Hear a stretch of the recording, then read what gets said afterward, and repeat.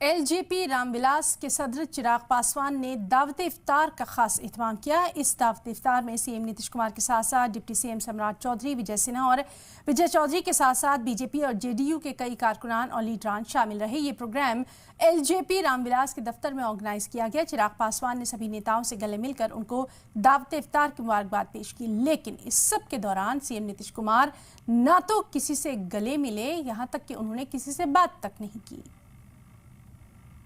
धार्मिक संगठनों को ऐसे आयोजनों से, अपने आप को राजनीतिक दलों से अपने आप को दूर रखना चाहिए।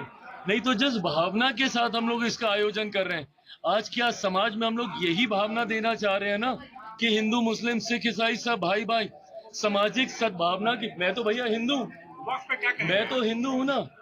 मैं आज इफ्तार दे रहा हूँ, इसीलिए दे रहा हूं ना कि जब कोई हिंदू मुस्लिम गले लगे तो ये संदेश जनता तक जाए और सामाजिक सद्भावना बनी रहे, इस सोच के साथ। बट ऐसे में अगर धार्मिक संगठन राजनीतिक पक्षपात करेंगे, किसी के पक्ष में किसी के मतभेद में, तो मुझे लगता है इन आयोजनों की पवित्रता ही समाप्त हो जाएगी।